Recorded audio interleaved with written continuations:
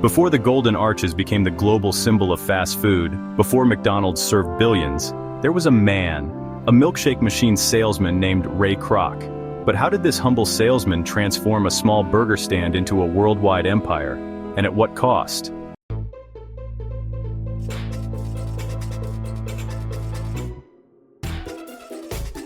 Was Ray Kroc a visionary genius or the ruthless thief who took credit for someone else's dream? Let's find out.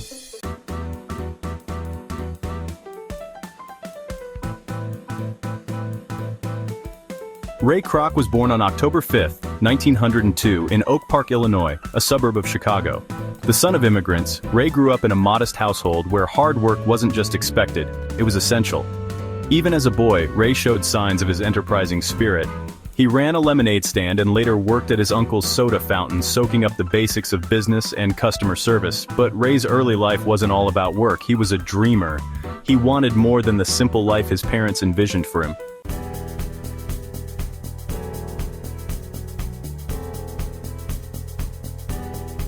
As he entered adulthood, Ray dabbled in a variety of jobs, rarely staying in one place for long. He worked as a paper cup salesman, a jazz piano player, and even tried his hand at real estate. Each role brought its own challenges, but Ray had a knack for spotting opportunity where others didn't. His charm and salesmanship made him a natural in roles that required persuasion. Still, by his early 50s, he hadn't found his big break. He was a man with endless energy, but no clear direction.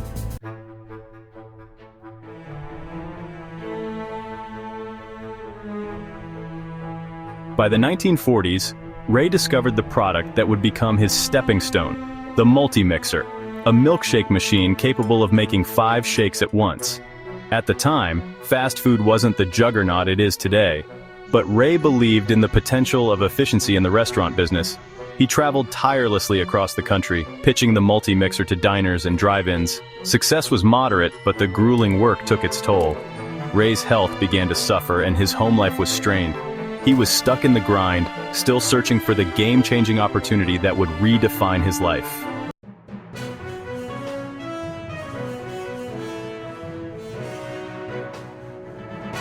In 1954, everything changed with a single phone call.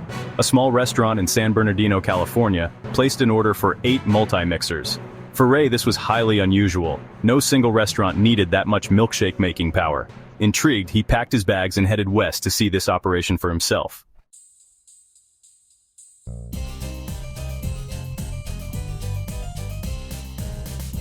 When Ray Kroc arrived in San Bernardino, California, he wasn't prepared for what he saw. In the midst of dusty streets and modest buildings stood the original McDonald's, an unassuming burger stand owned by 2 brothers, Richard and Maurice McDonald. But it wasn't the size of the restaurant or the menu that caught Ray's attention, it was the system.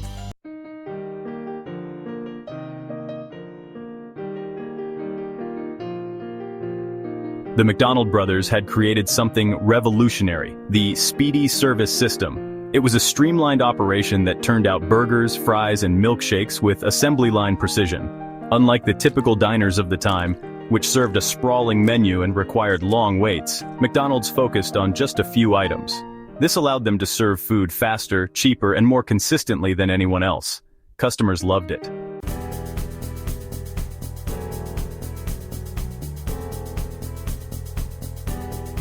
Ray was captivated. He watched as workers moved like clockwork behind the counter, each assigned to a specific task. The burgers were always the same size, the fries cooked to perfection, and the milkshakes, well, that's where his multi-mixer machines came in. Ray quickly realized this wasn't just a burger stand, it was the future of dining. For the McDonald brothers, it was a passion project, a small, efficient restaurant that catered to families and busy workers. But for Ray Kroc, it was a gold mine waiting to be unearthed.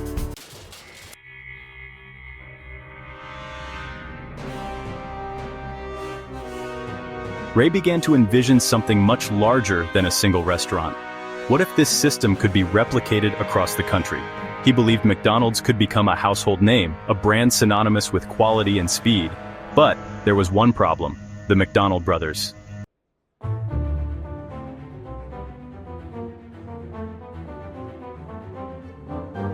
Richard and Maurice McDonald were innovators but not empire builders. They had tried franchising before, only to find it was too chaotic to manage. They were content with their single restaurant, living comfortably in sunny California. Expansion didn't interest them, but Ray wasn't the type to take no for an answer.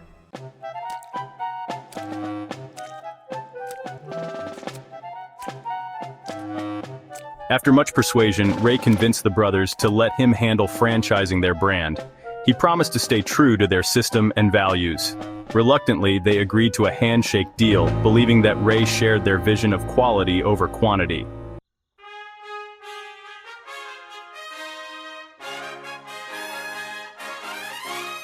With the franchise rights secured, Ray Kroc wasted no time. In 1955, he opened the first McDonald's franchise under his newly formed McDonald's Corporation in Des Plaines, Illinois. This was the start of a journey that would transform a humble burger stand into a global phenomenon. But Ray didn't just open a restaurant, he set out to build a meticulously crafted system. His mantra was consistency. Every burger had to taste the same, whether you bought it in Illinois or California.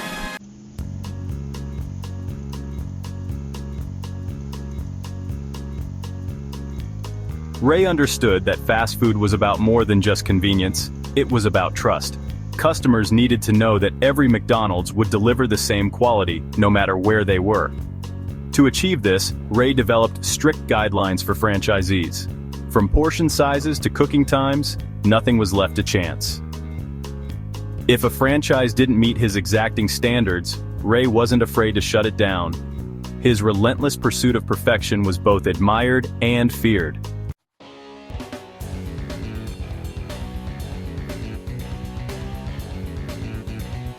But Ray's ambitions didn't stop at quality control. He had a bigger vision, a McDonald's in every city, every town, and eventually every country. To fund his dream, Ray made a bold decision, one that would define McDonald's future. Instead of relying solely on franchise fees, Ray began purchasing the land on which McDonald's franchises were built. He leased this land back to franchisees, ensuring a steady stream of revenue while giving him greater control over operations. It was a genius move, and one that turned McDonald's Corporation into a real estate juggernaut.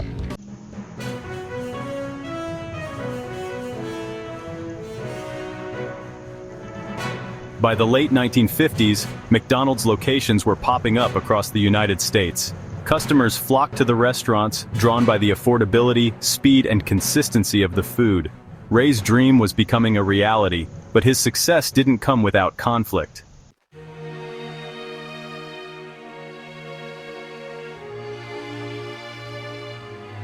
The McDonald brothers watched from the sidelines as Ray aggressively expanded their brand. While they had agreed to let him franchise, they didn't fully grasp the scale of Ray's ambitions. Tensions began to simmer as Ray grew increasingly frustrated with the brothers' cautious approach. They resisted many of his ideas, such as expanding the menu and investing heavily in advertising. To Ray, their reluctance was holding the company back.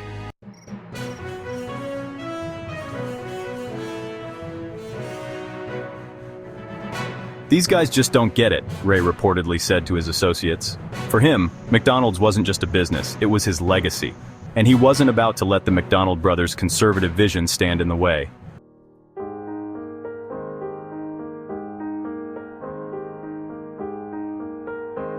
By 1961, McDonald's was expanding rapidly under Ray Kroc's leadership, but one thing still irked him: the McDonald brothers.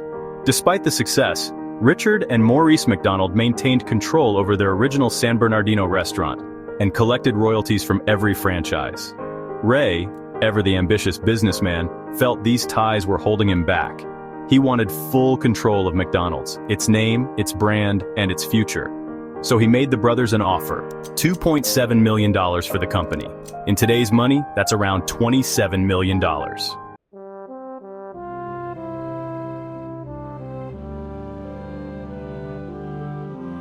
To the McDonald brothers, this was a life-changing sum. They had always been content with their modest success and saw this as an opportunity to retire comfortably. After much deliberation, they agreed to the deal. But there was one stipulation: they wanted to keep their original San Bernardino restaurant. Though it wouldn't be called a McDonald's, they hoped to continue operating it as a family legacy. Ray agreed. At least that's what he said.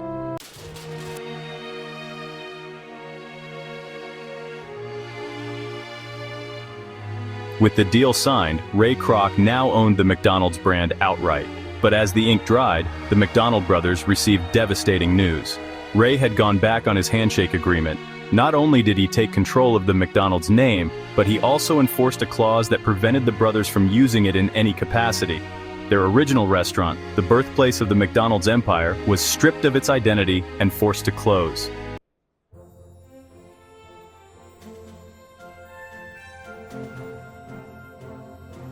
To add insult to injury, Ray opened a new McDonald's franchise just a few blocks away from their original location. It was a strategic move that ensured their remaining business couldn't compete. The McDonald brothers were left with little more than the $2.7 million payout. They didn't even receive the royalties Ray had promised, reportedly because the agreement was verbal and not included in the official contract.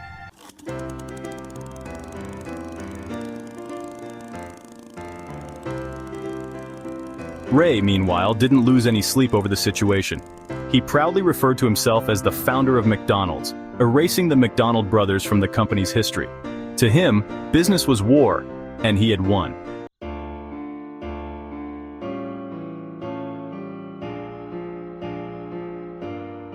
The McDonald brothers lived out the rest of their lives in relative obscurity, watching as the empire they had created grew into a global phenomenon with no credit or financial benefit to show for it.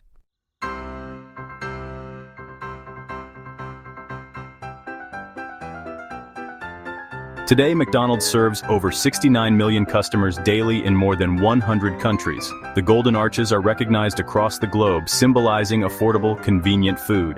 It's a testament to Ray Kroc's vision, a vision that turned a small burger stand into a multi-billion-dollar empire. But the story of McDonald's is more than just one of success. It's a tale of ambition, betrayal, and relentless determination.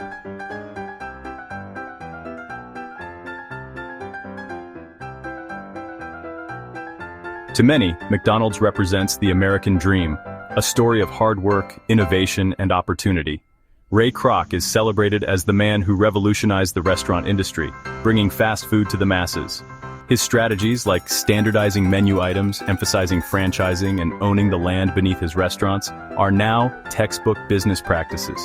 For these achievements, he earned a spot in the annals of history as a pioneer of profit.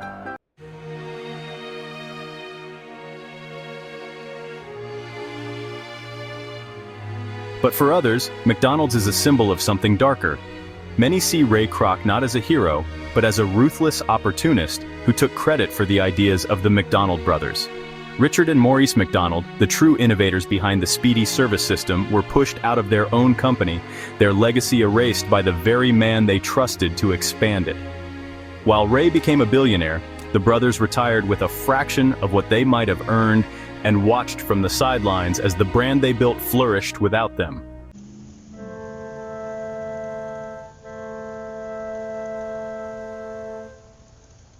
Beyond the McDonald brothers' story, McDonald's itself has not escaped criticism.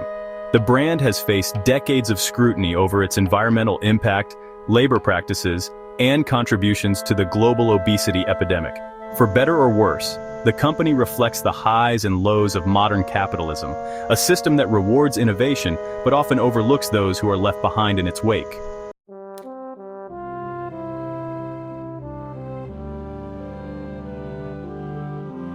Ray Kroc built an empire, but at what cost? He once described himself as a persistent man who was willing to do whatever it took to win, and win he did. But the path he took to victory left a trail of questions about morality, fairness, and the true price of success.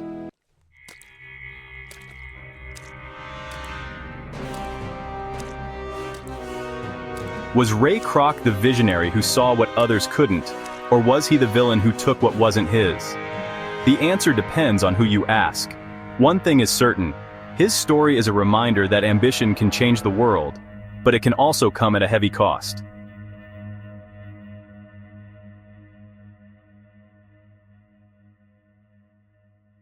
What do you think? Was Ray Kroc a genius, a villain, or perhaps a bit of both? Share your thoughts in the comments below. Don't forget to like, subscribe, and join us next time as we explore the controversial stories behind the entrepreneurs who shaped the world.